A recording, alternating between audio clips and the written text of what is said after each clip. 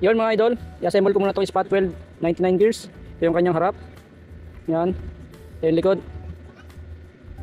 And ito yung mga wires. 12 gauge silicone wire lang itong wires na to, no? Parang manipis siya masyado. And ito yung kanyang copper. Pang weld. Okay. And yung kanyang shrinkable tube. Yung mga nuts and bolts. And yung kanyang casing. Yan. Okay. Kabit na natin yung kanyang mga wires. Dito na tayo sa input. Yan, input and out. Yan, nakabit natin yung kanyang input and output. Lagay naman natin tong shrinkable tube. Yun, nalagay na rin natin yung shrinkable tube. Itong casing naman ang ilalagay natin. Dito yan, tanggalin natin.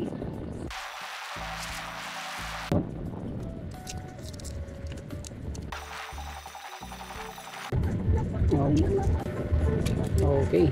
Itong sa baba, hindi natin natatanggalin. Wala naman tayong isisilipin sa ilalim. So, nakaganto yan. Yun.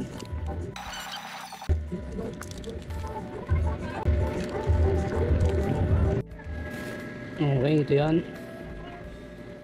Yung sa taas. Ngayon natin to, syempre.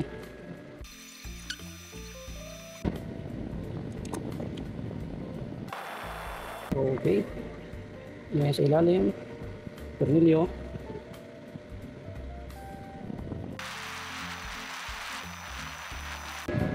Okay, last.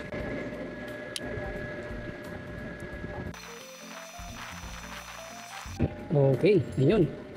Tapos na ang ating final product. Ayan, oh. Testing natin to. Yun lang mga idol. Salamat.